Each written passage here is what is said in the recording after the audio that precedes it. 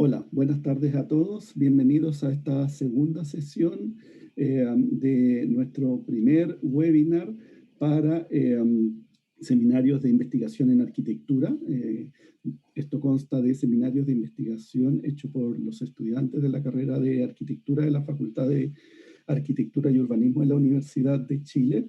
Hoy día vamos a tener la presentación de 9 trabajos y con ello vamos a culminar la presentación de los trabajos de quienes aceptaron la invitación para participar en este primer webinar con la muestra de los trabajos que corresponden al semestre pasado, de otoño de este año, del 2020. Esperamos, si se dan las condiciones, más adelante seguir con esta actividad. Nos acompañan hoy día la profesora Pilar Barba, directora del Departamento de Arquitectura.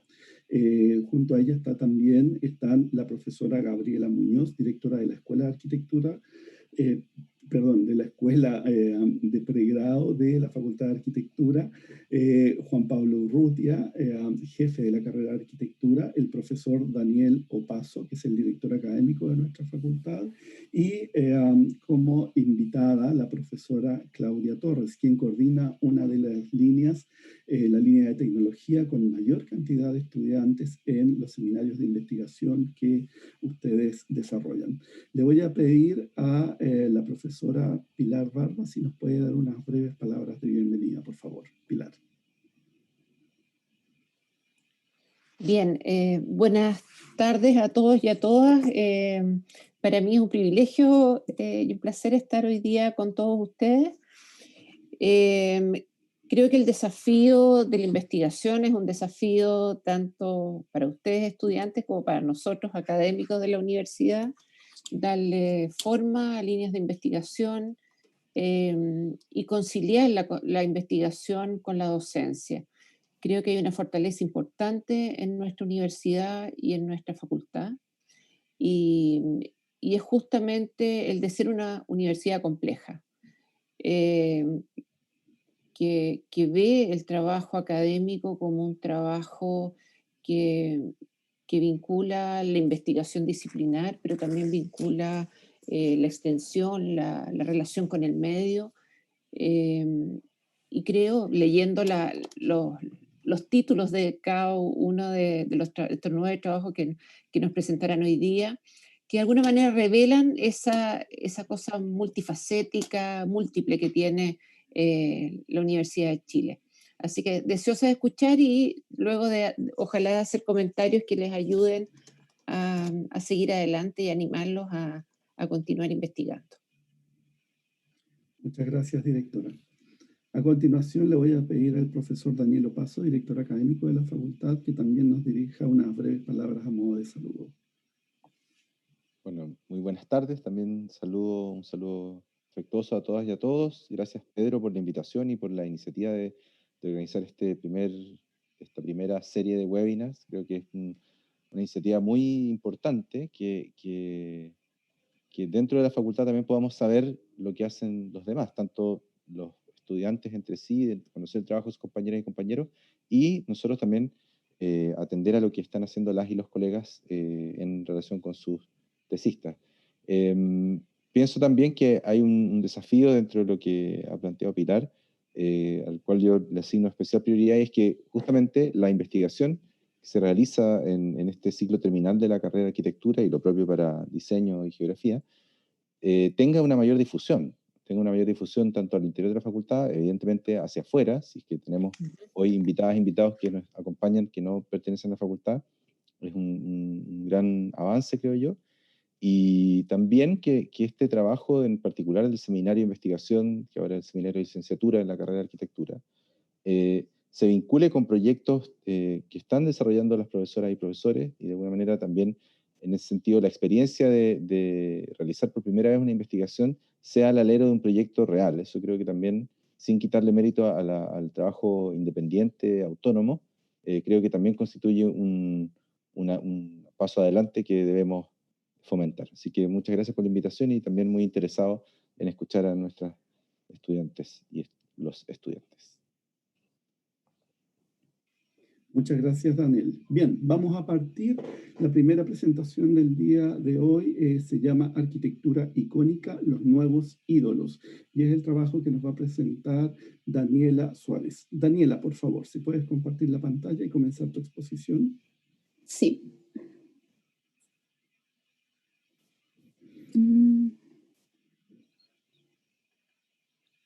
Ok, ¿todo bien?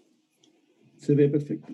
Ok, buenas tardes, mi nombre es Daniela Suárez, mi seminario se titula Arquitectura icónica, los nuevos ídolos, y antes de partir quiero agradecer al profesor Diego Vallejos, quien trabajó en esto conmigo, así como también a los profesores y estudiantes que me ayudaron durante la investigación.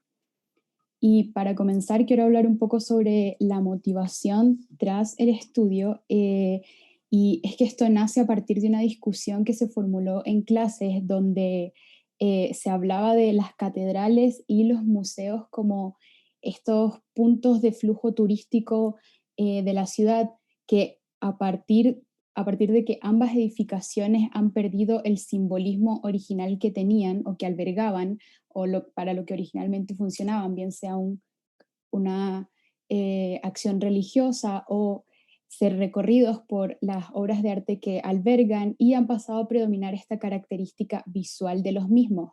Es por lo mismo que la construcción de museos se ha convertido en una estrategia política de regeneración urbana, donde a través de estas edificaciones que rompan los esquemas de su entorno, este edificio destaque. De esto nace el problema de investigación donde se busca analizar el ascenso de una arquitectura que se ha visto influenciada por un modelo económico de la sociedad de consumo, donde se promueve una nueva cultura, una nueva ideología y también influenciado por el uso masivo de las nuevas tecnologías, partiendo de casos como el Guggenheim de Bilbao de Frank Gehry a casos más recientes como el Museo Nacional de Qatar. En ese sentido, este fenómeno ha pasado a representar una nueva sensibilidad cultural, donde la arquitectura presencia este declive de la creencia y el eclipse del monumento han consagrado a los nuevos edificios icónicos como un nuevo objeto de culto. Es a partir de esto que se formulan las siguientes preguntas, es cómo los edificios icónicos que surgieron a partir de la segunda mitad del siglo XX ha transformado la arquitectura de museos y se consagraron como una estrategia política de regeneración urbana, y simultáneamente cuál es el significado enigmático de los edificios icónicos que los han convertido en casi objetos de culto.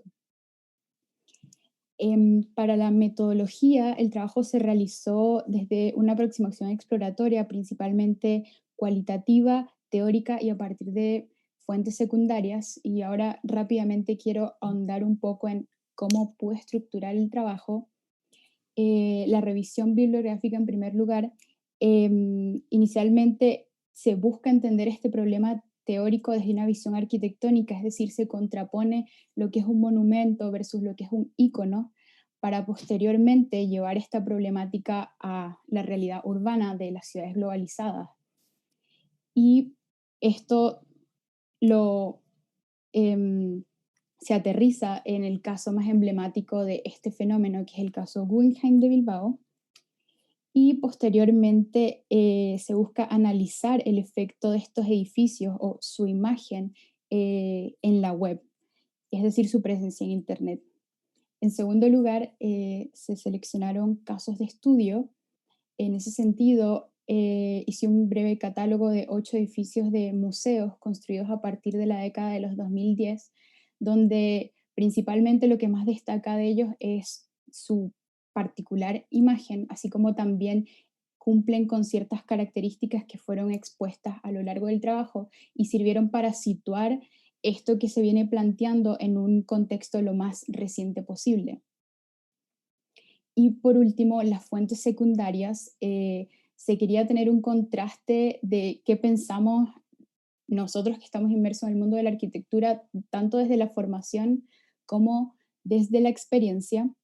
En ese sentido, se realizó una encuesta a estudiantes de distintas partes del mundo de forma de contrastar las visiones que tenemos nosotros como estudiantes de la FAU, así como estudiantes de Brasil, España, Turquía, y poder complementar esto con lo que se ha ido desarrollando en el trabajo. y posteriormente se realizó una entrevista más focalizada a arquitectos de la FAU, donde se pudo contraponer una visión teórica y una visión tecnológica y de gestión, lo cual ayudó a completar lo que se venía formulando a lo largo de la investigación. Em, Como conclusión de esta investigación se desprende una reflexión de cómo la arquitectura contemporánea, en el caso particular de los museos, se ha convertido en parte de la experiencia visual de las ciudades que puedan costearlo. En ese sentido, estos edificios parecen más bien ser pensados para ser vistos y fotografiados que para ser recorridos. Y en ese sentido, también el edificio se ha convertido no solo en un eslogan del progreso, sino que también se convierte en estos hitos dentro de la ciudad. Se vuelven objetos famosos, popularizados, que son venerados por las masas, no solo en la realidad física, sino también en Internet. Y con respecto a este último punto, se denominó en particular a las imágenes de los edificios online como la sexta fachada, donde más allá de la imagen del edificio como tal, en Internet esto es sometido a una mirada y una edición específica que busca enfatizar aún más esta característica visual de los edificios icónicos. Para concluir, el aporte a la disciplina es que a través de este trabajo se pudo dar en una temática de arquitectura contemporánea que considero que va más allá del caso particular de los museos, donde la idolatría de los edificios impresionantes, es decir, estos nuevos íconos, ha transformado la imagen de la arquitectura en un espectáculo. Por lo mismo, la principal contribución, considero, es abrir este debate y cuestionarnos a nosotros mismos como estudiantes de arquitectura y arquitectos el contenido crítico del pensamiento de la arquitectura que va más allá de las nuevas máscaras, lo banal y la exposición mediática. Muchas gracias. Muchas gracias a ti, Daniela. Bien, vamos a continuar de inmediato con el trabajo Disidencias sexuales y el paisaje urbano de Santiago en proceso de transformación social, que nos presenta Diego Plaza. Diego, ¿se puedes compartir tu pantalla, por favor? Voy.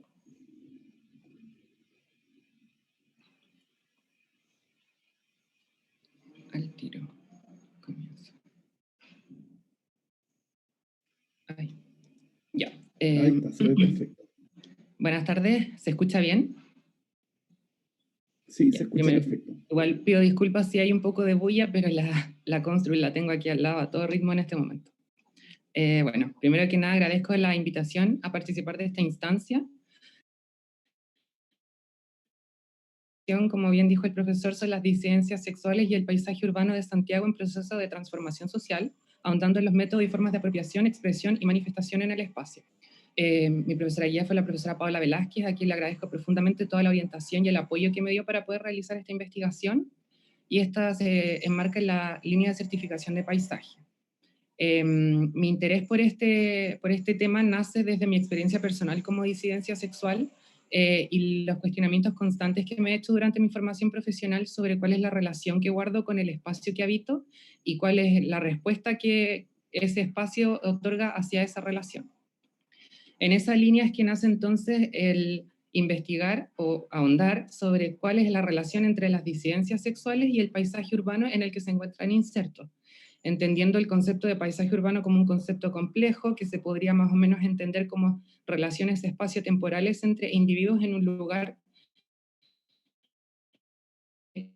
determinado, como bien dije, y esto en la ciudad de Santiago actualmente se encuentra inmerso en un proceso de efervescente transformación social, el cual tuvo lugar o inicio el 18 de octubre del año pasado, del 2019, en el que ya conocemos como estallido social.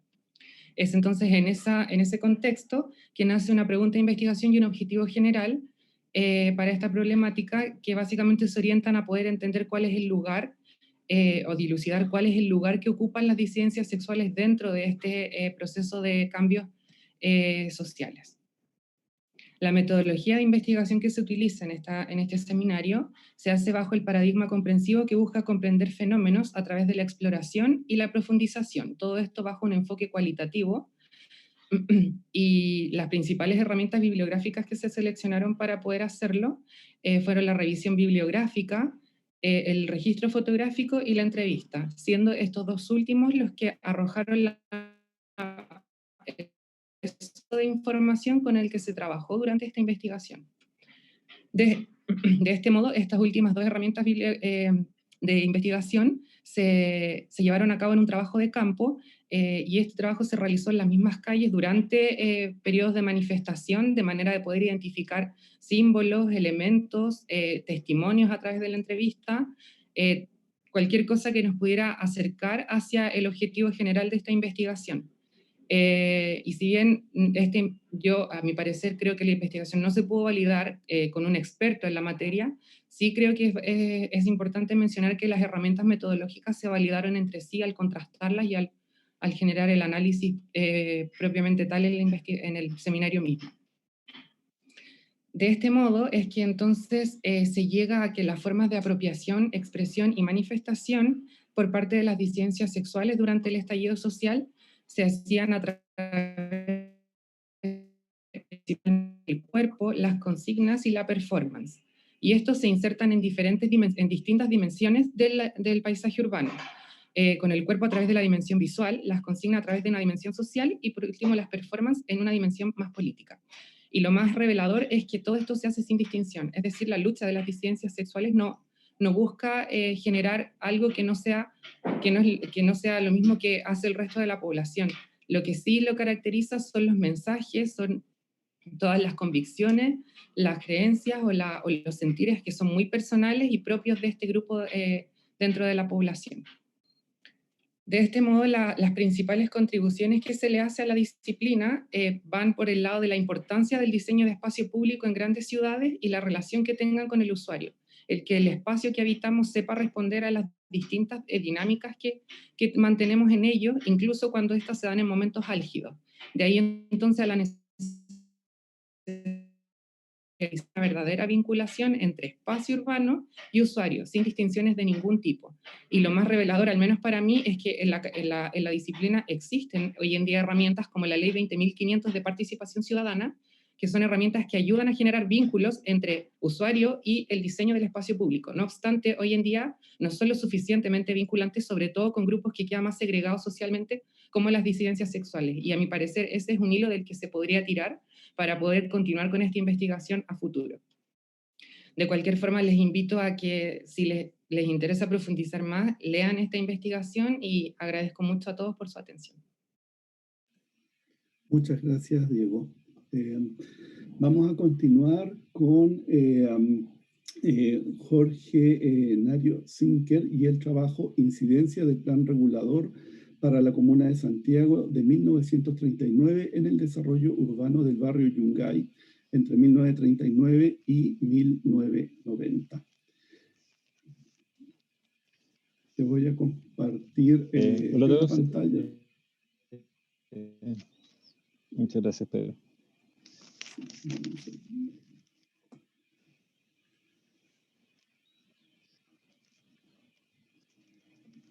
Ya, cuando tú quieras, tú me vas diciendo. Ya. Buenas tardes a todos. Primero quería partir siendo a Daniel Opaso, mi profesor guía. Y bueno, mi tema de investigación es la incidencia del plan regulador para la Comuna de Santiago de 1939 en el desarrollo urbano del barrio Yungay. Siguiente. ¿Aló, Pedro? ¿Se escucha?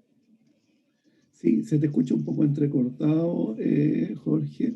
Ahí está la siguiente diapositiva. Te sugiero apagar la cámara.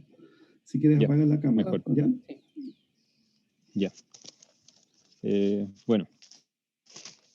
Mi trabajo partió acerca de un interés acerca del barrio Yungay, en el cual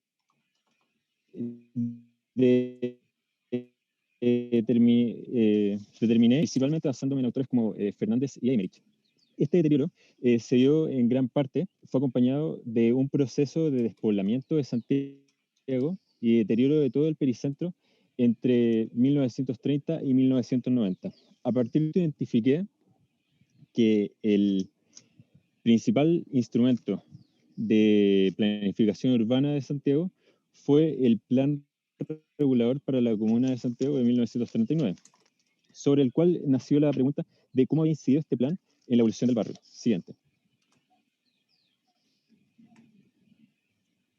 Bueno, para esta investigación elaboré 3 objetivos. Lo primero fue definir las operaciones de diseño del plan oficial, luego elaborar una contextualización histórica y por último, estudiar la evolución morfológica de las manzanas y entender si la evolución morfológica de las manzanas durante el periodo de estudio se condice con las operaciones diseñadas por el plan oficial. Siguiente.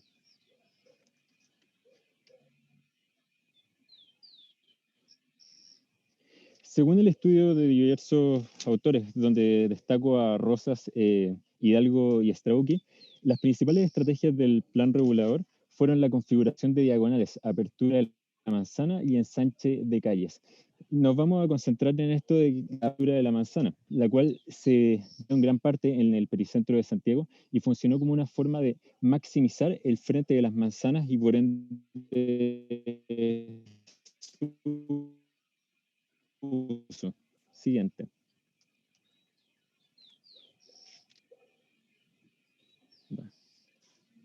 ¿Aló? Sí. Para el estudio, entonces se caracterizaron las manzanas según 4 tipologías, las cuales fueron manzana cerrada, penetrada, dividida y fragmentada. Siguiente.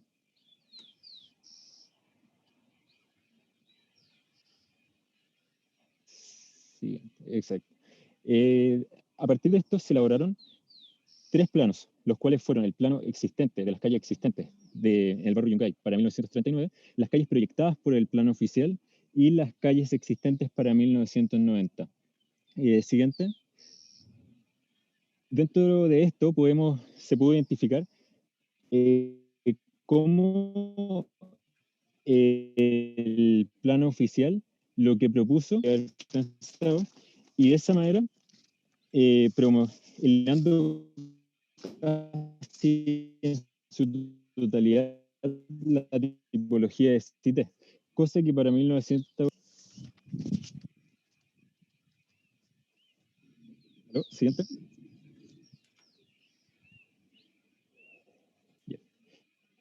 Es así como esto nos lleva a una de las primeras conclusiones, creo yo una de las más interesantes del trabajo, la cual nos permite reconocer que las estrategias específicas para el plano, o sea, para el barrio y estrategias generales del plano oficial, ya que, recordemos, tal como definió Rosas, Hidalgo, Straucki y Ionen, las estrategias de Brunel fueron el ensanchamiento de calles, apertura de diagonales y la aparición de pasajes interiores. Por el contrario, para el barrio Yungay lo que se propuso fue el cierre de estos pasajes interiores. Esto producto a que se identificó la fuerte carga de uso del barrio, dentro del barrio Yungay, cosa que conllevaba un gran proceso de deterioro. Esto al mismo tiempo, siguiente,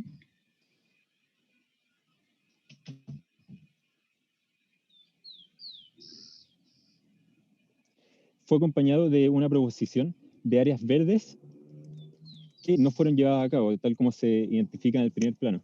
Luego, en el segundo plano, podemos identificar que para 1900... Ya estoy en tiempo, chuta. Pasemos rápido a las conclusiones. Entonces, si podemos pasar ya. Acá. Bueno, como reflexiones finales, lo que identifiqué fue cómo la inexistencia de incentivos gubernamentales, el alto valor del uso de suelo y el alto grado de consolidación de urbana jugaron en contra de las propuestas del plan oficial para el barrio Yungay, el cual obtenía gradial, cosa que terminó cosa que sumada a la lógica de expansión horizontal de la ciudad durante el periodo de estudio, llevó a la eventual obsolescencia del... Y una última diapositiva. Pasemos a la última.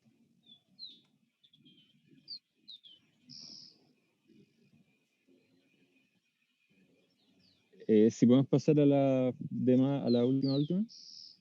Ahí está la última, Jorge. ¿Sí? Ya. ¿Una más? No. Sí, esta.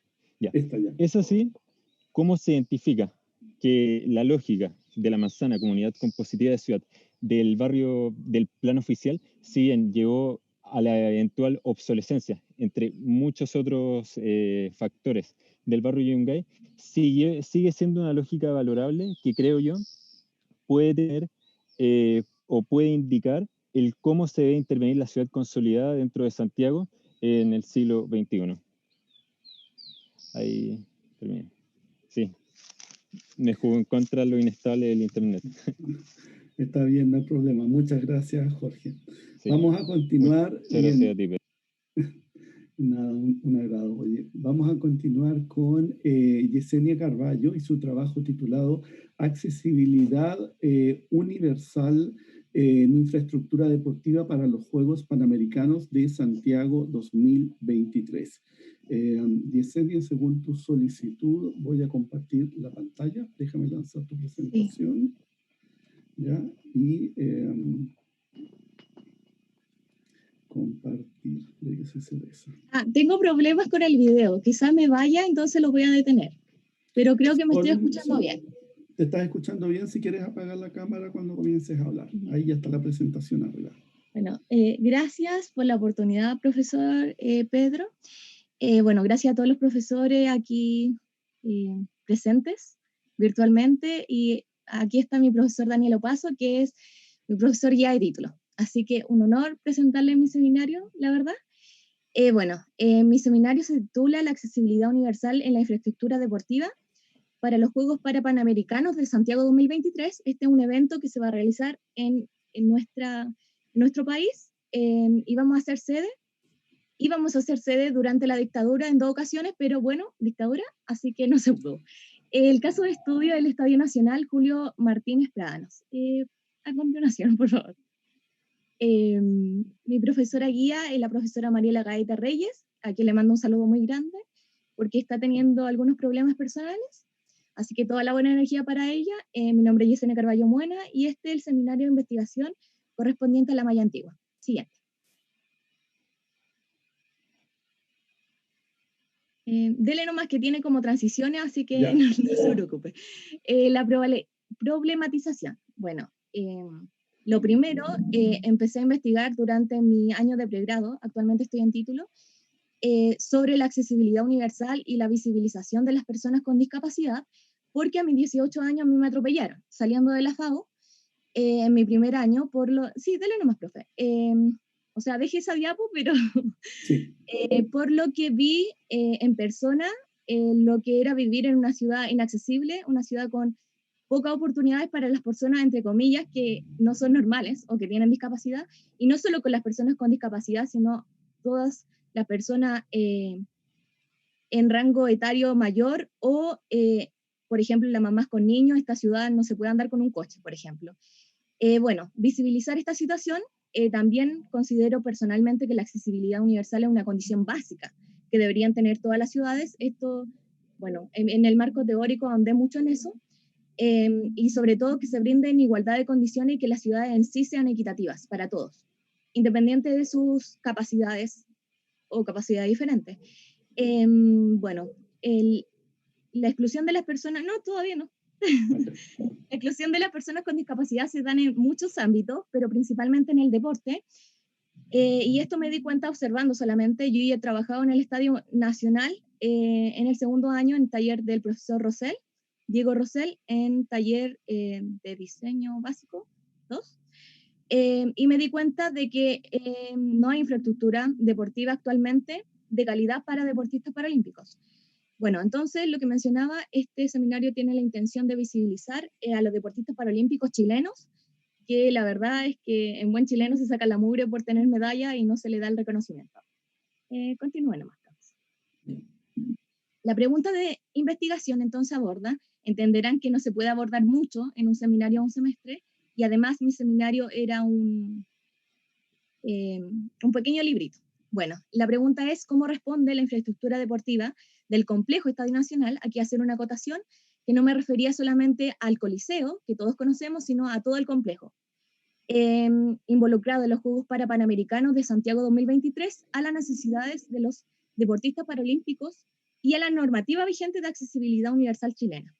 Y el objetivo principal, claramente, es analizar la respuesta de la infraestructura del complejo Estadio Nacional involucrada en los Juegos Panamericanos de Santiago 2023 y las necesidades de los deportistas paralímpicos y la normativa vigente de accesibilidad universal. O sea, qué opinaban por una parte los deportistas y qué opinaba, o sea, y qué decía la normativa vigente.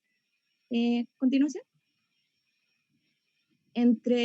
Bueno, eso les mencionaba, en mi seminario lo hice en un artículo de investigación, por lo que la complejidad y la síntesis era fundamental. Y esta investigación es de enfoque cualitativo. Continúe nomás, profesor. Deja ahí. Y el análisis, no, anterior. El análisis, disculpe, el análisis que hice son 4 ítems. El primero, el marco legal chileno vigente, y analicé 3 grandes leyes y decretos. El primero es la ley 20.422, que habla acerca de la igualdad de condiciones, sobre todo con las personas de discapacidad. El DS50, que habla sobre la accesibilidad en los espacios públicos, y hay que acotar que el DS50 y ninguna normativa vigente a la fecha habla sobre la accesibilidad en espacios deportivos. Entonces eso igual es un vacío legal, por decirlo así. Y la ley 20.978, que es la primera ley en Chile que acredita, por decirlo así, el deporte paralímpico en Chile, y bueno, lo acredita el Ministerio del Deporte. La bajada es desde el Estado, Ministerio del Deporte y luego Comité Paralímpico, que es la entidad que busca todas las competiciones para los deportistas paralímpicos de nuestro país. Por otra parte, tal como vemos en la imagen, está la declaratoria del Estadio Nacional como monumento nacional. Esto es, son 3 elementos de los cuales yo analicé: el Coliseo por una parte, los centros de tortura, que en general fueron los caracoles, que se ve ahí en la imagen, en detalle, escala 1:500, y la protección de polígono, y la protección del polígono de todo el complejo. Continuemos.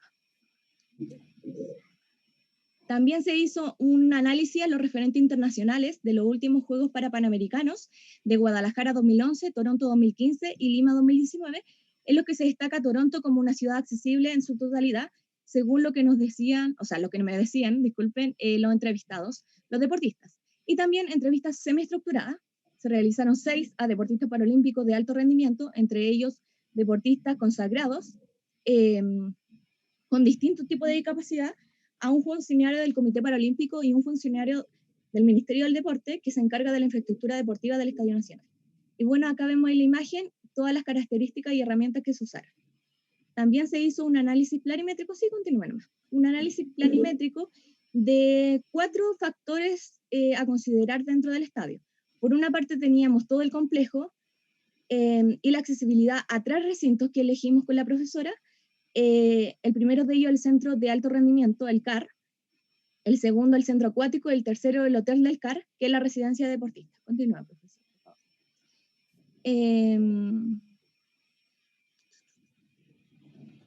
Bueno, y la forma de análisis, tanto el emplazamiento de todo el complejo como de los 3 recintos, se hizo a través de esta infografía en que se veía y analicé la forma y los espacios que eran accesibles y cuáles no eran accesibles.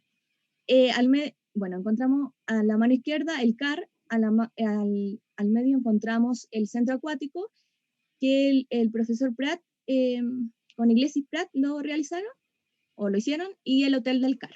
Entonces, entre los que estaban más accesibles está el hotel del CAR, y luego el CAR, y por último el centro acuático. Continúa, profesor. Las conclusiones a las que llegué es que el complejo de Estadio Nacional cumple de manera parcial, que los recintos no albergan de buena forma el deporte paralímpico porque se necesitan más dimensiones para estos deportistas, que es necesaria la construcción de un centro exclusivo paralímpico porque los deportistas necesitan un espacio exclusivo para ellos, que se debe hacer un trabajo profundo en términos de accesibilidad, en lo que requiere a la normativa, porque las personas con discapacidad visual no pueden llegar a estos recintos, Y entre las últimas conclusiones, que desde el Ministerio del Deporte, por ejemplo, como el comité, está la intención de mejorar, pero hay muchas trabas en consideración de monumentos, claro, y desde la normativa que no dice nada al respecto. Y creo que la contribución desde mi trabajo es visibilizar estas condiciones a las personas que somos, comillas, normales. Y me quedo con una frase de uno de los deportistas que entrevisté que dice que es bueno que estudiáramos en nuestras tesis el deporte paralímpico porque así permite un avance. Bueno, ahí está la frase y eso. Muchas gracias. Perfecto, muchas gracias a ti, Yesenia. Vamos a parar de compartir y vamos a continuar entonces con el programa. Tenemos después de Yesenia a Bárbara Arias con el trabajo Accesibilidad Universal en Edificios de Uso Público, el caso de los edificios patrimoniales en la Comuna de Santiago. Ahí ya estás compartiendo, Bárbara. Fantástico. Ahí se ve en pantalla completa. ¿Me escucho bien? Te escuchas súper bien. Ya, buenas tardes a los presentes. Como dijo el profesor, mi nombre es Bárbara Arias y en conjunto las profesoras María Paz Valenzuela y Marcela Pizzi realicé mi seminario de investigación titulado Accesibilidad Universal en Edificios de Uso Público, el caso de edificios patrimoniales en la Comuna de Santiago. Este seminario surge desde la inquietud personal en el cómo estas personas, que no solamente incluyen a las personas con discapacidad, sino también incluye a las personas con movilidad reducida, que están los adultos mayores, las personas que cargan niños y las que poseen discapacidades temporales, entender cómo ellos se desarrollan y se desenvuelven en nuestras ciudades. Y más atingente al tema del contexto mundial, el tema de las personas que van a sufrir secuelas posterior a sufrir el tema del COVID-19. Secuelas que pueden ser tanto físicas como psicológicas. Como problema de investigación llevado este grupo de personas a la arquitectura, asociado a este grupo de personas se asocia el concepto de accesibilidad universal. Y este concepto aplicado en edificios de uso público, que teóricamente a nivel de ley son edificios para que acceda cualquier persona que lo requiera, como estos edificios que por otra parte tienen la condición de ser un patrimonio construido, a imagen general se presentan como espacios inaccesibles para las personas con discapacidad o con movilidad reducida. Ante ello surge la pregunta de investigación, que es: ¿los edificios patrimoniales de uso público dentro de la Comuna de Santiago acogen correctamente los estándares de accesibilidad universal? Trayendo como objetivo general analizar y evaluar tanto el interior como el entorno inmediato de los edificios públicos seleccionados dentro de la comuna para ver si cumplen con el concepto normativo y modelo de accesibilidad universal. Para llevar a cabo la investigación se lleva a través de una metodología exploratoria, iniciando con una revisión bibliográfica en el cual se muestra en este esquema cómo lo fui desarrollando a través de los 3 conceptos claves que son discapacidad, accesibilidad universal y patrimonio, viendo desde un punto de vista más normativo cómo lo lleva nuestro país y al final ver cómo estos conceptos se unen en el concepto de un patrimonio accesible. A nivel normativo no se encuentra ninguna norma que compatibilice estos 2 conceptos y solamente a nivel internacional existe una fundación llamada Patrimonio Accesible de España, en la cual solamente plantean planes generales de cómo respetar el patrimonio, pero aplicar los estándares de accesibilidad universal. Como metodología, se analizaron casos de estudio, los cuales se degrega una lista del patrimonio declarado Monumento Nacional dentro a través de diversos criterios de selección. Se presentan estos 4 casos, que es la Casa Central de la Universidad de Chile, la Biblioteca Nacional, la Municipalidad de Santiago y el Mercado Central. Sobre estos 4 casos se aplicaron las siguientes estrategias de investigación. Primero, una reseña histórica donde se evalúa el programa del edificio y tanto los valores como los atributos propios del edificio, que fueron por los que fue declarado monumento histórico. Posteriormente, por tema de contexto de pandemia, cuando fue desarrollado el seminario, el trabajo in situ, que iba a ser una visita de terreno, fue cambiado por un análisis planimétrico de estos edificios, los cuales fueron conseguidos a través de fuentes como Aguas Andinas, el Consejo de Monumentos y la Dirección de Obras Municipales. Por cada edificio se analizó el exterior de ellos, trazando las posibilidades de las rutas accesibles desde los paraderos de locomoción colectiva o el metro para llegar a este edificio, identificar así los, como se muestra aquí, puntos amarillos que son considerados como puntos críticos donde una persona con discapacidad o movilidad reducida se ve incapacitada edificio como tal. También se analizó el interior de este, donde de la misma metodología que en el exterior se traza las rutas accesibles interiores para así identificar los obstáculos que presenta el edificio, tanto que puede ser desniveles, obstáculos visuales o otros. Y finalmente, estos puntos críticos fueron llevados a una ficha de evaluación de accesibilidad patrimonial, de accesibilidad en edificios patrimoniales, perdón, elaborada de elaboración propia, en las cuales por cada ítem de la norma se hizo un checklist para ver si este edificio cumplía o no con los estándares de accesibilidad, arrojando cierto porcentaje diferente en cada caso.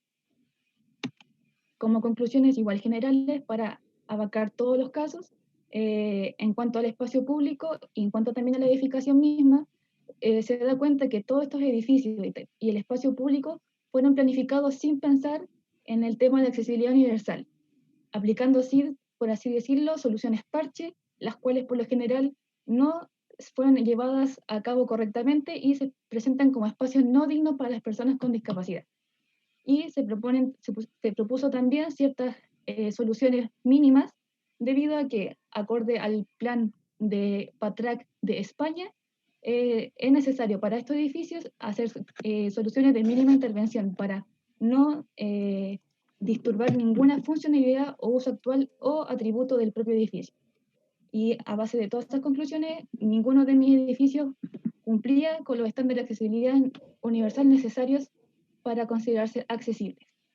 Y finalmente, desde esta investigación, como proyección para investigar más adelante, siendo que es un tema exploratorio inicial, a partir de esto se puede hacer un seguimiento de todos los edificios patrimoniales presentes tanto en la comuna de Santiago como otras regiones, para así identificar cuál es en qué condición se presentan estos y, siendo edificios de uso público, ver si son accesibles para todas las personas.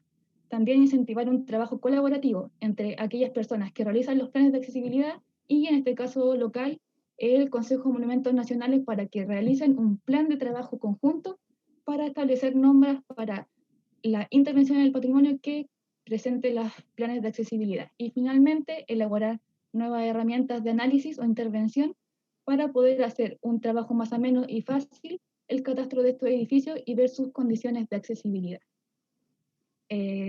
Muchas gracias por su atención. Muchas gracias, Bárbara, gracias a ti. Bien, continuamos con el trabajo de Paulina Ocayo, titulado Configuraciones espaciales durante las fiestas religiosas en torno a hitos arquitectónicos y geográficos en Tarapacá. Paulina, por favor. Comparto pantalla. Ya. Ahí se ve perfecto. Hola, buenas tardes. Mi nombre es Paulina Ocayo. Mi seminario de investigación se titula Configuraciones espaciales durante la fiesta religiosa en torno a hitos arquitectónicos y geográficos en la región de Tarapacá, de la línea de Historia y Patrimonio, y mi profesora guía fue Carolina Quilodrán, a quien doy las gracias por su apoyo, por sus ánimos y por su exigencia en este periodo tan complejo para todos. También doy las gracias a mi familia, a mi pareja y amigos que también me apoyaron. Mi principal motivación, siempre tuve la inquietud de estudiar el patrimonio material desde lo inmaterial, tomando en cuenta el componente humano y la riqueza cultural del territorio. También desde una mirada regionalista, la idea de estudiar una región periférica es descentralizar el conocimiento y aportar desde lo que he aprendido en la escuela hacia mi región.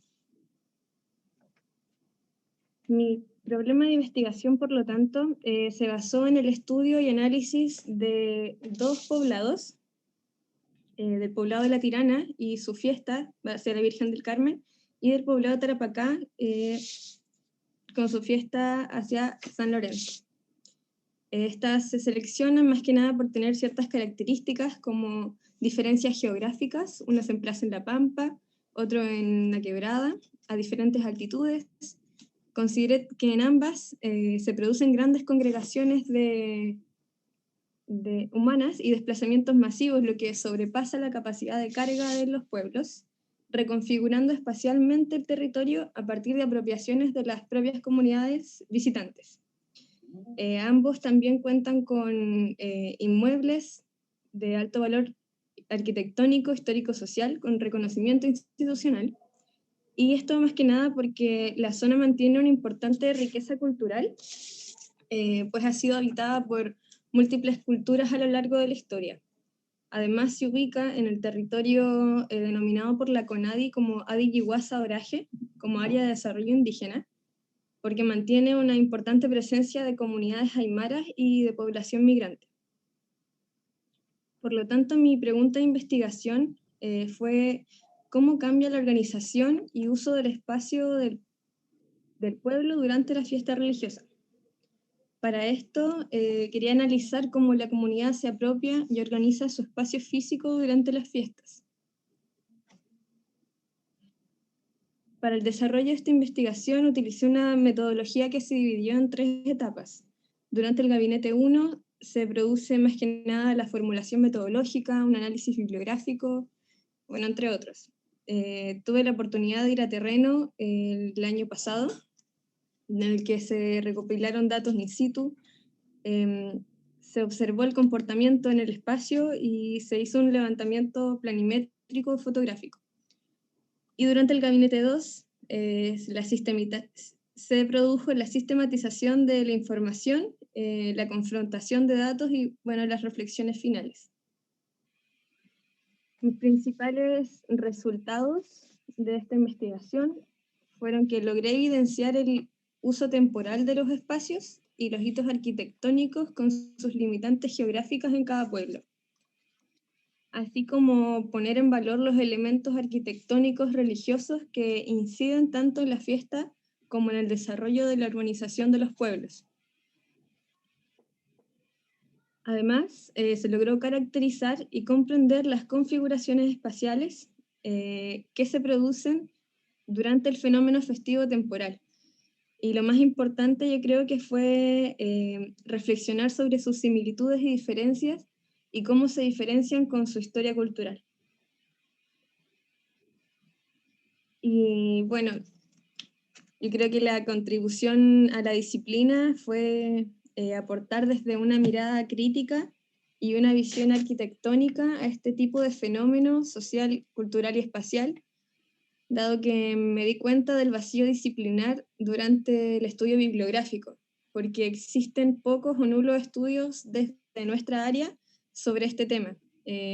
Para el desarrollo de esta investigación me apoyé mayoritariamente de investigaciones arqueológicas y antropológicas, existiendo muy pocas en la arquitectura, y me parecía importante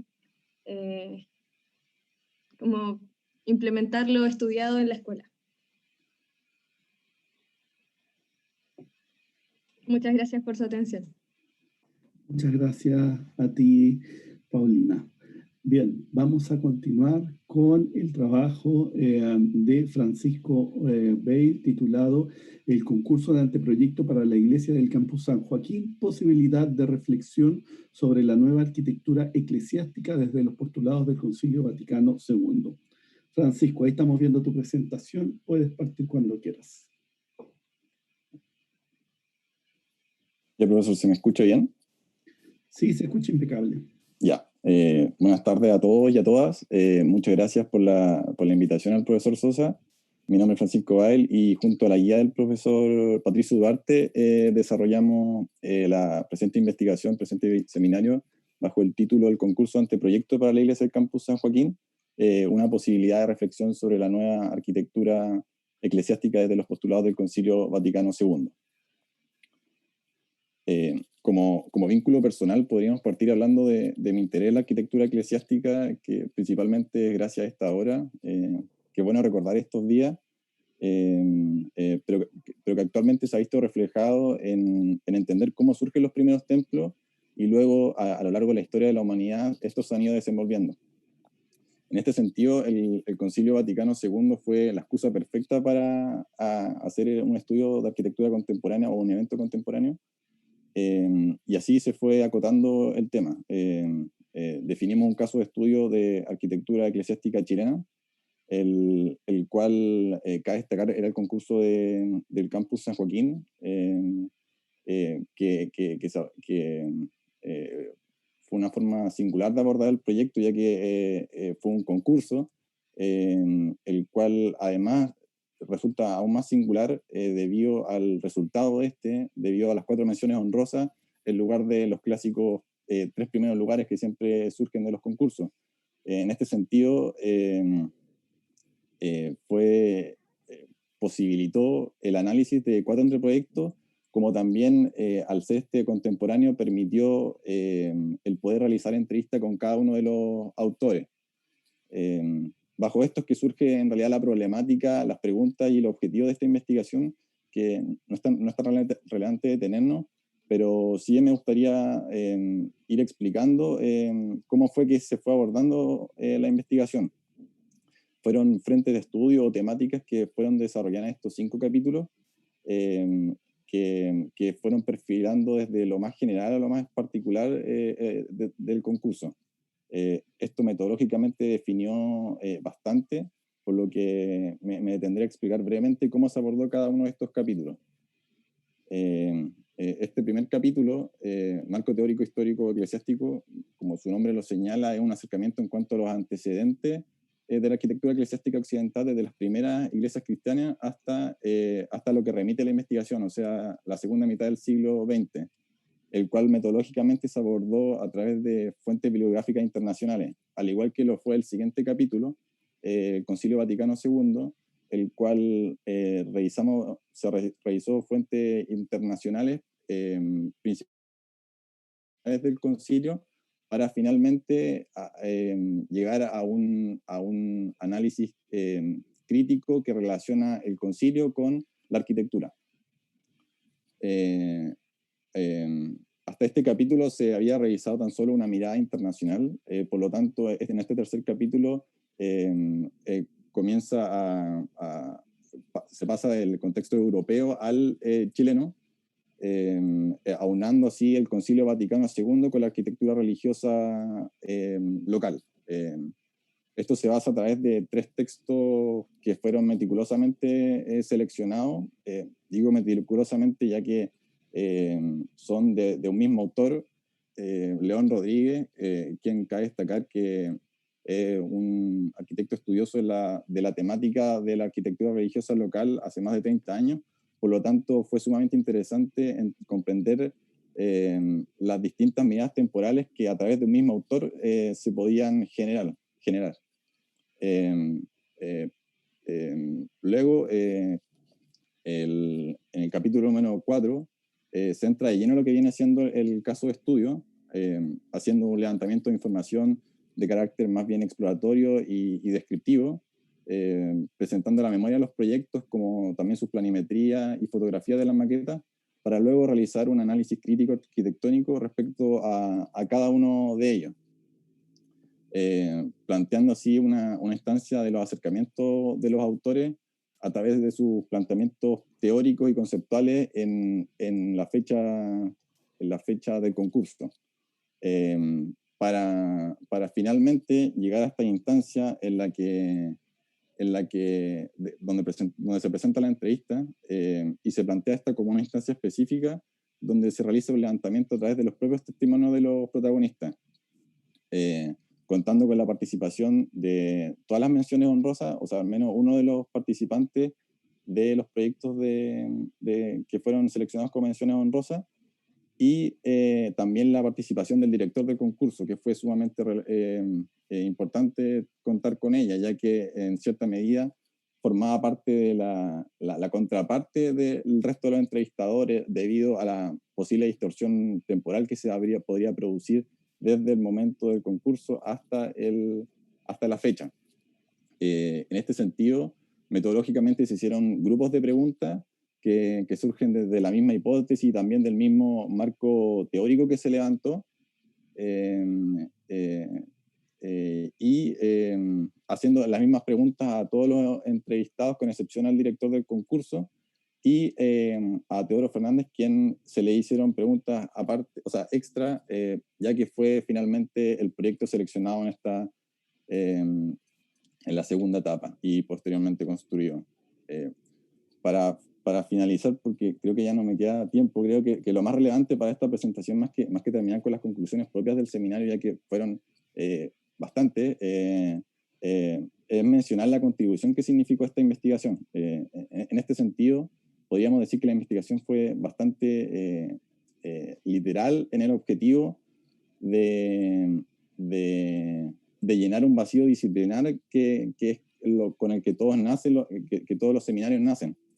Así es como aporta al tema, pero sobre todo abre una oportunidad a la discusión y a la reflexión sobre este tema, tanto para la arquitectura nacional en general, desde la perspectiva del concurso, como también en lo específico de la arquitectura eclesiástica contemporánea local, logrando ligar un evento tan singular como fue el Concilio Vaticano II con un caso de la arquitectura chilena. Agradecer nuevamente al profesor Sosa por la invitación y la organización, y sobre todo al profesor Duarte por el compromiso y el apoyo a lo largo de todo el proceso de la investigación. Muchas gracias. Muchas gracias a ti, Francisco. Bien, vamos a continuar con Valentina Oxenberg. Si puedes compartir tu pantalla, por favor, Valentina, y el trabajo titulado From Dermis to Domus, fractales para una arquitectura contemporánea. Te escuchamos, Valentina.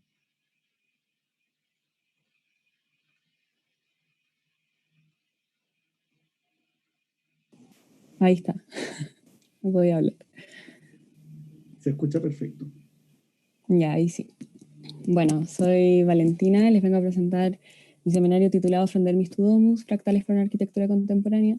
Fue guiado por el profesor Alberto Fernández, a quien le agradezco mucho todo este proceso que vivimos, y se enmarca dentro del área de tecnología e innovación.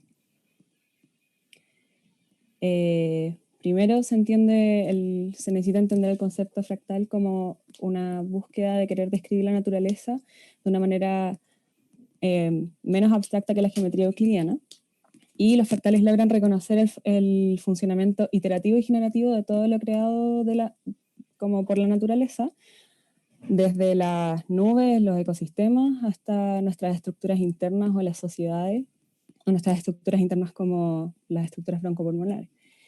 Y eso, integrarlas a la arquitectura tanto en procesos gestador como estético, acercaría a la arquitectura a este mundo natural. From Dermis to Domus es un concepto utilizado por Neri Oxman en el área de Body Architecture o arquitectura del cuerpo, y estipula que entre más pequeña sea la escala de trabajo, más se acerca al ser humano y más fácil será controlar y materializar la automatización de las propiedades físicas, como si se diseñara un edificio pequeño para entender así la relación real que hay con el hábitat. Y bueno, ¿dónde se ubica la investigación dentro de nuestra disciplina?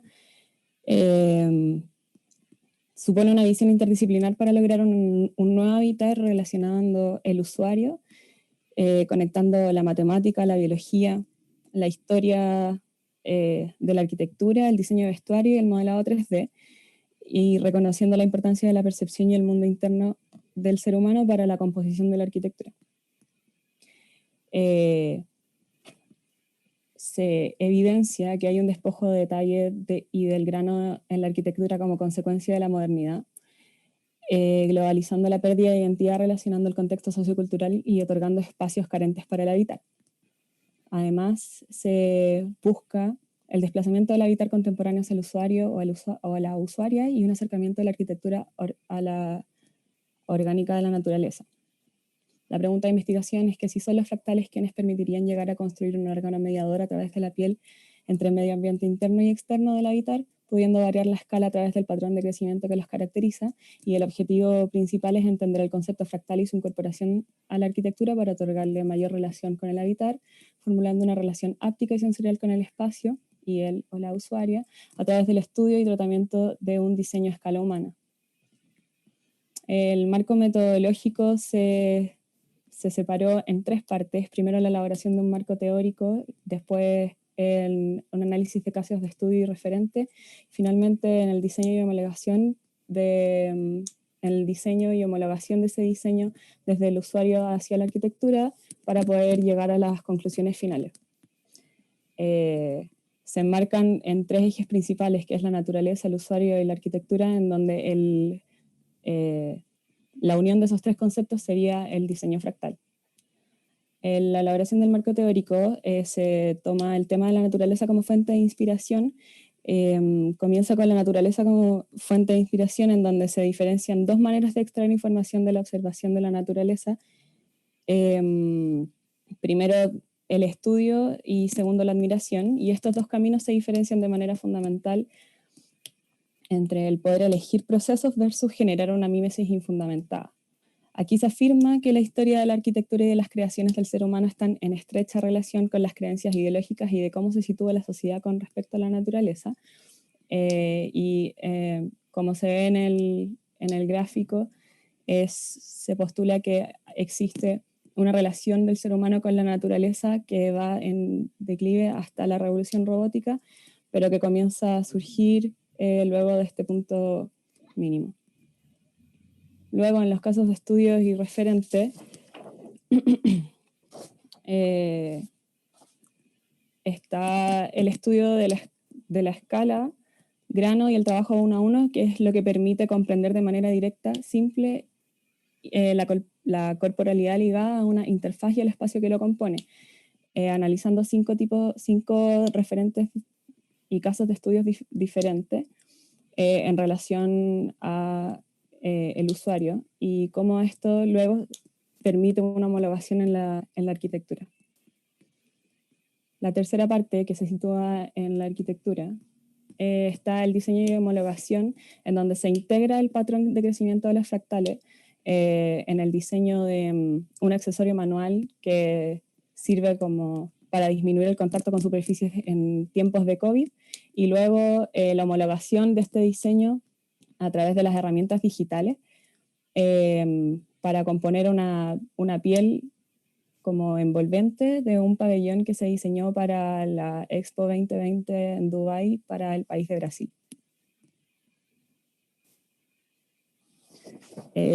A modo de conclusiones, es que el diseño fractal es lo que compone la unión entre estos 3 conceptos de naturaleza, arquitectura y usuario, a través de la incorporación de los patrones geométricos en los diseños pensados para personas que integran el factor perceptual al proceso de diseño, que existe una importancia de utilizar procesos generativos fractálicos en el diseño de la arquitectura porque otorgan grano, porosidad y un acercamiento hacia la estética natural. El estudio y trabajo de la escala y la proporción humana integra el factor perceptual de manera directa y concreta al permitir como verse enfrentado a una materialización simple como los modelos de estudio. Y finalmente, la contribución a la disciplina es que el devolver el habitar al momento de proyectar espacios es de vital importancia porque vuelve a colocar al usuario o a la usuaria como factor a contemplar en sus múltiples requerimientos, además de relacionar de manera directa con el mundo natural, aunque sea en la base de los procesos generativos de diseño. Bien, muchas gracias, Valentina. Vamos entonces con ahora la última presentación de esta segunda sesión del webinar, que corresponde al trabajo de María Ignacia Lorca, Enseñanza en Arquitectura, Proceso de Aprendizaje de Diseño Arquitectónico en Taller. María Ignacia, si puedes compartir tu pantalla, por favor. ¿Se ve? Ahí se ve y se te escucha. ¿Sí? ¿Se me escucha? Ya, súper. Buenas tardes para todos los presentes y los que nos están viendo. Mi nombre es María Ignacia Lorca y el título de mi investigación es Enseñanza en Arquitectura, Proceso de Aprendizaje Arquitectónico en Taller. Mi profesor guía fue Pedro Sosa, a quien le agradezco todo el esfuerzo, la comprensión y la dedicación que me dio. Y esta investigación nació a partir de mis propias experiencias, buenas y malas, en taller, y sobre todo en el primer año y en cómo fui aprendiendo en cada una de ellas.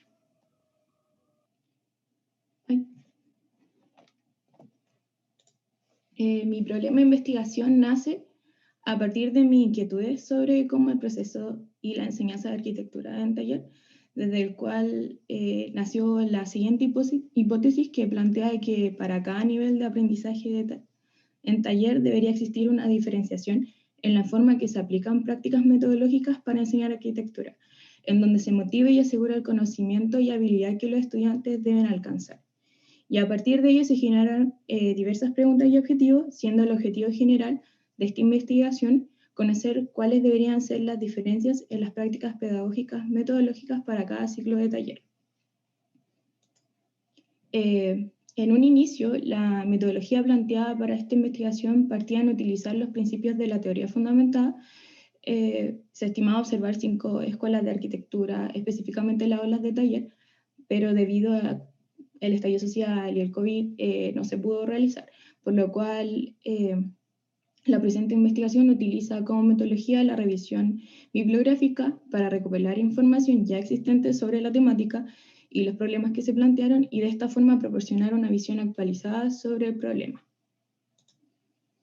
Mis principales conclusiones y aprendizajes fueron los siguientes, en donde tenemos diferentes etapas de aprendizaje en taller, desde el novato, que es un estudiante con poco o nulo conocimiento, hacia el estudiante experto y el arquitecto experto.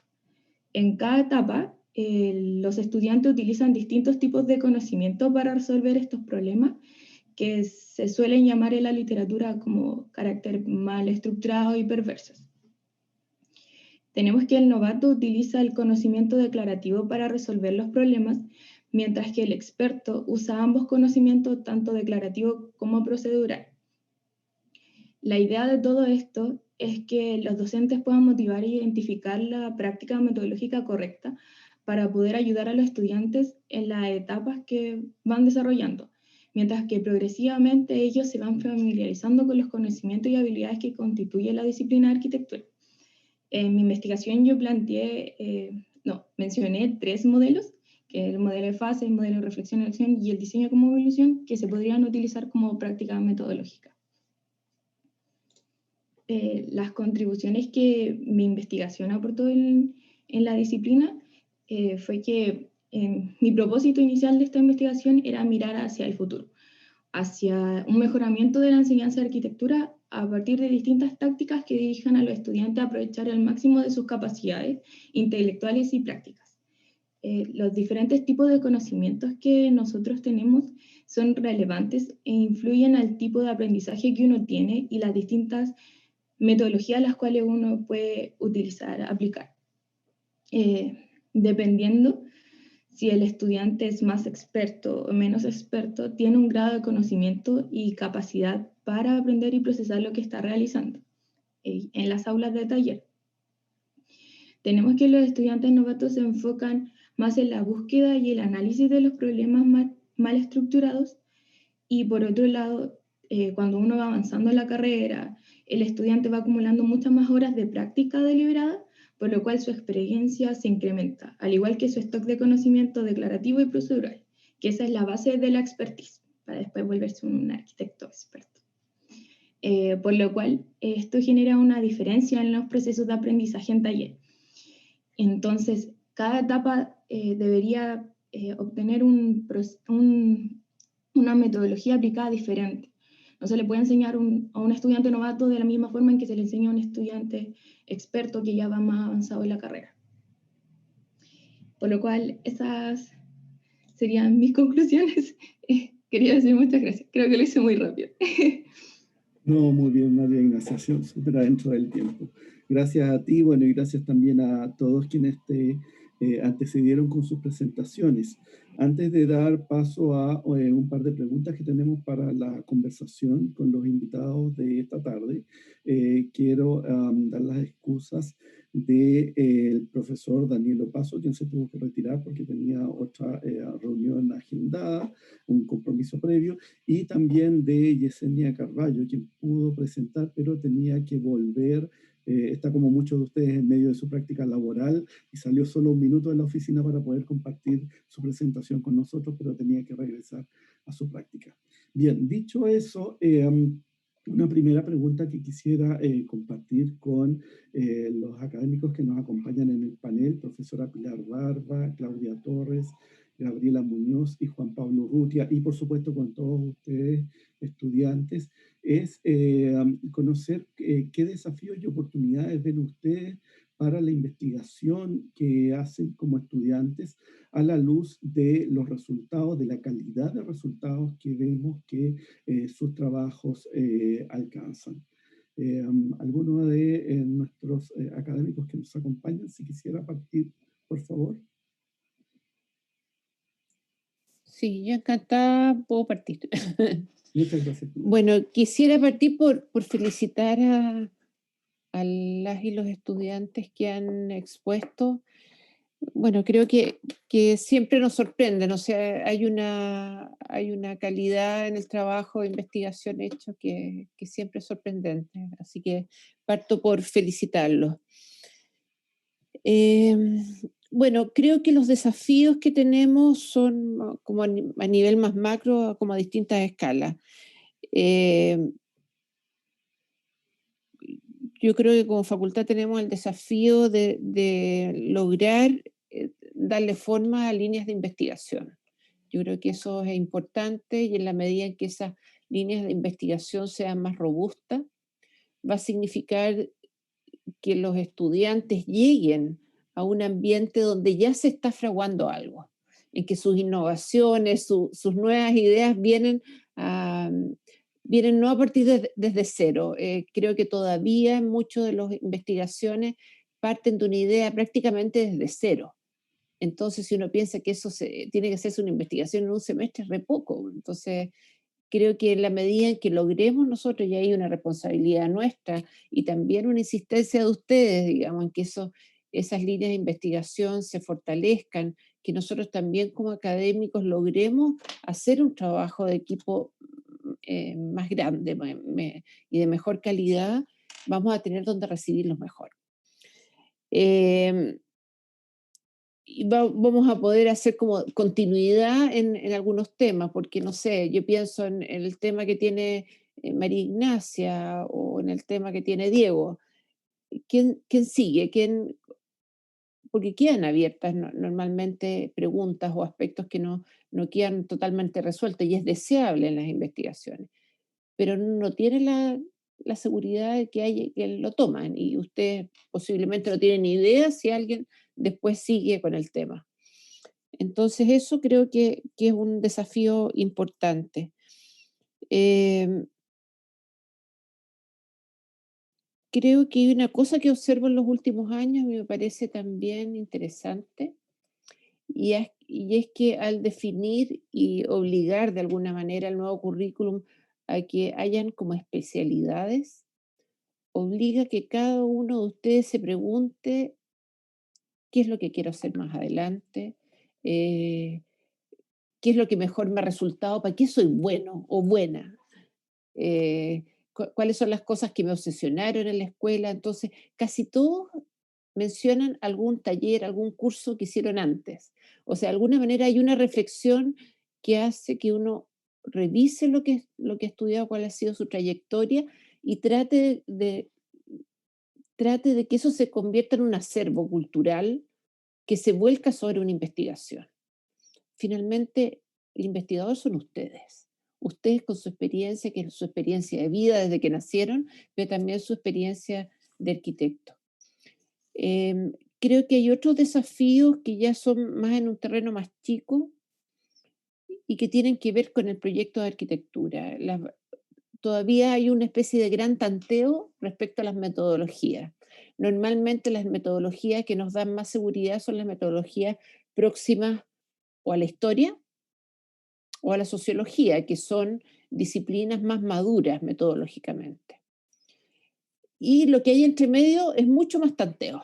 O sea, uno le pone nombre a la metodología y trata de apuntarle como para guiar al que le está escuchando. Yo creo que ahí tenemos como un desafío súper interesante, ustedes y nosotros, de darle forma a metodologías propias de la arquitectura. Nosotros tenemos el proyecto de arquitectura como nuestro centro. una de las cosas que nosotros sabemos hacer y debemos recuperar fuertemente es esa idea de hacer proyectos de investigación también. Pero, ¿qué es lo propio? ¿Cuál es esa manera de pensar que se estructura como una metodología? Esa fuerza que tiene la anticipación, intrínsecamente presente en la noción de proyecto y que requiere como de un fuerte compromiso, incluso emocional, del arquitecto, del diseñador, pero también del investigador. O sea, ¿cómo convertimos eso en un sello de investigación que nos permita luego ir a otras instancias, salir de nuestro cascarón y decir, no sé, en Fondesit, en las instancias que, que en el fondo evalúan el proyecto, que asignan concursos para proyectos, fondos para proyectos. Esta es la manera en que nosotros investigamos. Estos son los valores que nosotros defendemos y que son un aporte a las otras disciplinas. Nosotros creo que todavía estamos tomando un poco prestado metodologías de otras disciplinas. Y yo creo que ahí hay también teóricamente una cosa súper interesante que hacer a futuro.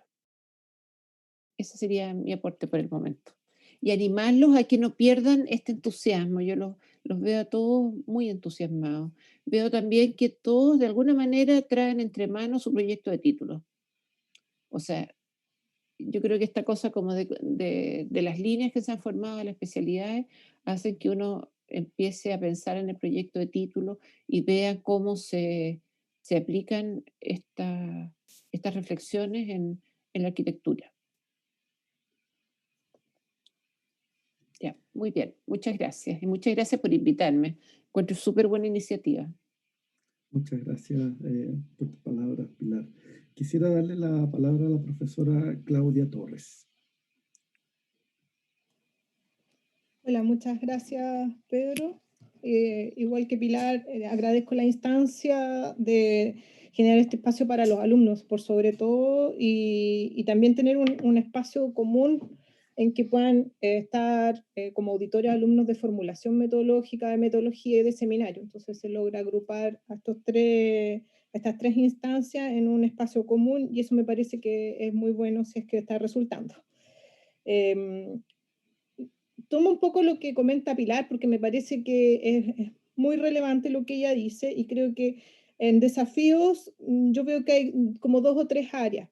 Una que tiene que ver directamente con lo que plantea al final Pilar, que es la manera del análisis arquitectónico. O sea, yo creo que efectivamente hay investigaciones que se van más hacia campos antropológicos directamente y que de repente abandonan el espacio arquitectónico y creo que eso puede ser interesante cuando uno está en investigaciones transdisciplinarias o dentro de un poco los límites, pero de repente se empiezan a ir hacia otros lados, entonces hay que volver un poco a lo arquitectónico.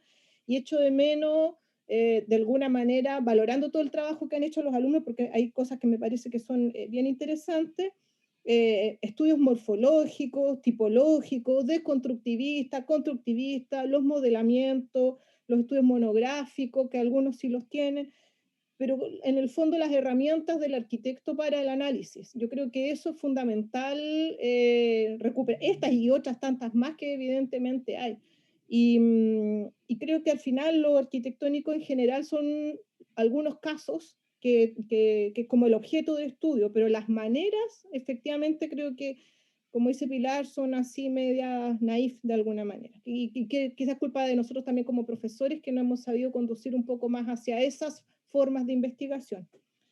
Ahora, creo que hay un ámbito de desafíos que también es interesante, que con todo el trabajo que han hecho, porque es mucho trabajo lo que todos los semestres los alumnos hacen, es tratar de difundir esto y de difundirlos y entender que esto es el seminario, la formulación es un camino a desarrollar que puede tener muchas modalidades y instancias de productividad en relación a esto. En otros países a mí me ha tocado ir, por ejemplo, a congresos donde los alumnos de pregrado y posgrado participan con presentaciones de investigación. Y eso nosotros no lo tenemos desarrollado en este país, y por eso que también agradezco esta instancia, porque además las presentaciones que han hecho los alumnos en un tiempo acotado y la manera de exponer es muy buena, o sea, es de un alto nivel, o sea, estas exposiciones que han hecho ustedes es de un seminario de congreso, entonces concisas, precisas, lo que se pide con un muy buen vocabulario, bien expuesto. Yo vi las de la semana anterior, porque no pude participar de la sesión, pero me vi el video completo y también encontré que el nivel es muy bueno, o sea, ustedes perfectamente podrían presentar en un congreso o estos seminarios que hay con los temas que tienen y la manera de hacerlo, y eso encuentro que se está perdiendo la capacidad de ustedes en esto, y los animo también a que participen de esas instancias, que no es tan complicado y hay un montón de posibilidades de hacerlo. Entonces, métanse en congresos, en seminarios y difundan el trabajo que han hecho. Lo otro es que también, claro, sí, sería muy apropiado que lográramos armar equipos de trabajos de investigación, que siempre lo decimos, pero es difícil, ¿cierto? Pero sería interesante con los trabajos que ustedes tienen ir desarrollando caminos avanzados. Por ejemplo, el trabajo que hacía Bárbara, que me extraña que Bárbara diga que el trabajo es exploratorio, porque el de accesibilidad universal en los edificios públicos patrimoniales está ampliamente estudiado. Marcela Pizzi se ganó un Fondesit de eso. Yo fui a un examen de tesis de título respecto al mismo tema, pero con otros casos, digamos. Entonces no es exploratoria, es una investigación que ya tiene mucho campo avanzado de trabajo, y tú lo que haces es dar un paso más dentro de una línea de trabajo que ya se está desarrollando. Entonces, es un trabajo valorable por eso, porque efectivamente va avanzando pasos sobre algo que ya está hecho. Y creo que ahí sería muy bueno que efectivamente en todos hubiese un poco eso de ir avanzando pasos y como dice Pilar, no partir de cero. Y lo otro, que también creo que es un gran desafío, es cómo vincular esto con los proyectos de títulos o tesis de título, que por lo que me da la impresión no está siendo tan conducente como nosotros quisiéramos, y creo que ahí hay una gran oportunidad de trabajar o tomar parte de lo que ustedes han analizado como un antecedente para su proyecto de título, sin tener que nuevamente partir de cero otra vez que parten su proceso de proyecto final de carrera. Entonces, eso creo que también es un desafío importante. Eso. Muchas gracias, Claudia. Profesor Juan Pablo Urrutia, y tal vez desde su rol de jefe de carrera, quisiera ver si puedes, dado el tiempo y que estamos ya bastante pasados, si puedes dejarnos con algún mensaje final para los estudiantes. Sí, gracias Pedro. Nada más algunas palabras protocolares. Creo que las profesoras que acaban de hablar, Pilar y Claudia, han sido súper asertivas en sus comentarios. Concuerdo plenamente con ellos. Hacen un diagnóstico súper claro de lo que está ocurriendo, las oportunidades que surgen y los puntos que ustedes pueden tomar en lo que venga. Nada más me gustaría agregar que se agradece y es muy gratificante ver el nivel de diversidad en sus trabajos y el nivel de exploración en los bordes, que eso yo creo que es súper valorable, siempre y cuando no se olvide desde dónde lo estamos haciendo. Yo creo que es un consejo, creo que lo dijo Claudia, muy, muy importante, bueno, Pilar también, de no olvidar las herramientas que manejamos desde la arquitectura. A pesar de que estemos en los bordes. Así que eso es muy importante no olvidarlo para que lo tomen en título, ya sea proyecto o tesis.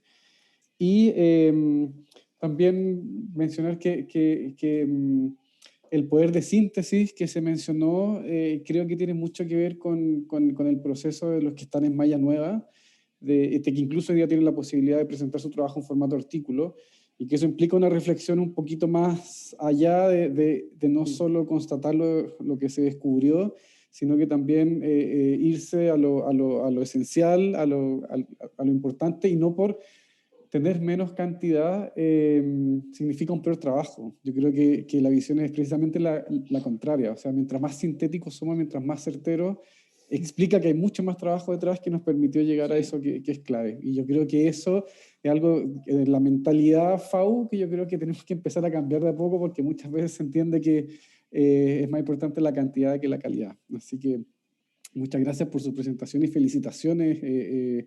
sobre todo por el nivel y de vocabulario, dicción, me pareció muy bueno. Impecable están, impecable, es un orgullo. Y felicitaciones. Muchas gracias, Juan Pablo. Bien, también quisiera darle la palabra a la profesora Gabriela Muñoz, directora de escuela, antes de que terminemos. Gabriela, por favor. Sí, nada, muy breve también, porque ya efectivamente se tocaron todos los tópicos. Felicitarlas a todas y a todos. Creo que las presentaciones son súper impecables. Yo también estuve en la del miércoles pasado. La capacidad de decir lo justo y necesario da cuenta de un muy buen nivel, tanto en las investigaciones como en la capacidad de expresar, de comunicar lo que hicieron. Yo los felicito por esa capacidad de resumirlo efectivamente en pocos minutos. No es nada fácil, así que nada, agradecer eso. Yo también quería aprovechar de comentarles que esta instancia que vivimos el miércoles pasado y con la carrera de arquitectura, la tendremos el próximo miércoles con la carrera de diseño y esperamos que el siguiente con la, próximo miércoles, 4 de noviembre, con la carrera de geografía, con las memorias de título de geógrafos y geógrafas, y luego el 11 de noviembre esperemos con la carrera de diseño y su investigación base de memoria. Lo que queremos mostrar es que la escuela es una sola, tenemos 3 grandes carreras, cada una con sus áreas disciplinares, y bueno, en arquitectura somos a lo mejor muchos más, pero nos interesa visualizar y que se visibilicen todas las instancias de investigación que estamos viviendo en la facultad, porque también nos permite justamente hacer estos cruces tan disciplinares, todas estas investigaciones que de repente se van a unos ciertos bordes. Cuando conocemos otras disciplinas podemos trabajar mucho más, de mejor manera, esa transversalidad. Así que agradecerle a todas y a todos los que participaron en este y en el primer webinar de la semana pasada, felicitarlos y desearles que tengan un muy buen una buena culminación de sus carreras de arquitectas y arquitectos. Gracias. Bien, Pilar, sí, ¿quieres comentar algo más? Por favor. Sí, por último, muy brevemente, animarlos a que vuelvan a juntar el diseño, el proyecto y la investigación, que no lo abandonen. Ustedes tienen la posibilidad de ser una generación distinta en el ejercicio profesional. Hoy día hay una bifurcación, o están los arquitectos que proyectan o están los arquitectos académicos que escriben artículos. Y yo creo que es súper importante que haya una buena mezcla. Y yo creo que en la formación que ustedes tienen, y ustedes son en el fondo una representación, digamos, de ese deseo de arquitectos reflexivos que son capaces de pensar sobre lo que hacen, de escribir sobre lo que hacen. O sea, lo que se les ha entregado son herramientas que les permiten no solo investigar lo de otro, sino que ahora volver la mirada sobre sí mismo y analizar su propia producción. Entonces, ese es el camino que los invito a que tengan a través del proyecto de título, retomen estos temas. Yo creo que en cada uno de los temas de ustedes hay un hilito que pueden tirar y convertirlo en un buen tema de proyecto de título, en esas bases para un buen proyecto. Porque lo que me ha pasado últimamente, y una cosa que lamento, es que como que se está rehuyendo al proyecto. Este como descubrimiento de la posibilidad de la tesis se transforma en una especie de espacio más seguro, incluso más amable que el proyecto. Y yo creo que tenemos que recuperar el proyecto y que esa investigación sea a través del proyecto. Eso, así que darles mucho ánimo y felicitarlos. Ha sido una experiencia muy buena escucharlos esta tarde. Muchas gracias por esas Pedro. palabras. Claudia, por favor. Solo una cosa muy pequeña que es encargo para ti en realidad. Que ojalá en otra sesión incluyas dentro de los temas investigaciones en tecnología de la construcción, porque no estuvieron la semana pasada y en esta sesión tampoco, y somos el grupo más grande. Sí, estaba una paisaje. por por el profesor Alberto Fernández. Sí, al respecto yo quería, de hecho, también un poco antes de cerrar, aclarar, porque he recibido varios correos de estudiantes y de colegas, cómo fue llevado adelante el proceso para ver estos trabajos, ¿ya? Lo que hice fue básicamente pedir a todas las unidades académicas de la facultad quienes el listado de estudiantes que habían sacado distinción máxima en este proceso. Fueron 42 estudiantes y fueron invitados todas ellas y todos ellos a participar. Se inscribieron, para eso se diseñó un formulario, ahí estaba un poco la estructura de presentación, ya algunas de las preguntas, cuál había sido la contribución, cuál era el problema, qué métodos habían usado, etc. Y en eso, en ese formulario se inscribieron 18 personas que forman las exposiciones que hemos visto la semana pasada y esta semana. Es por invitación y en tanto siga haciendo esto, espero seguirlo haciendo los próximos semestres. Por ahora planteo, pienso seguir trabajando de la misma manera. Todos invitados ya, y también por eso al comienzo algunos estudiantes estaban un poquito preocupados porque les había dicho, van a tener que exponer en 1 minuto, ¿ya? Hay por ahí algunos formatos en internet, en 1 minuto, qué estudiaron, cómo lo estudiaron, qué encontraron. Pero claro, como no llegamos a las 42 presentaciones, tuvieron un poquito más de tiempo. Pero eso lo quería aclarar porque me lo han preguntado varias personas. Fueron los 42 estudiantes invitados. Bien, dicho eso, quiero darles a todos las gracias por su participación. Creo que los comentarios que hoy día nos han hecho Pilar y Claudia han sido muy, muy asertivos y hablan en cierta forma de los desafíos que tenemos por delante en tanto la parte de investigación de la carrera como la articulación con el ciclo final. Es un tema que sale cada cierto tiempo en las conversaciones que tenemos en las distintas instancias, los académicos y las académicas que participamos de esto. Así que creo que en ese sentido quedamos todos contentos de poder develar y hacer explícitos los desafíos que tenemos. Agradecer, por supuesto, a los estudiantes y a la calidad del trabajo que han demostrado. Creo que el espectro, como lo dije la semana pasada, de trabajos y de intereses de investigación que muestran es realmente gigantesco y quiero resaltar eso como una fortaleza y virtud del trabajo que se realizan en nuestra facultad, que realizan nuestros estudiantes.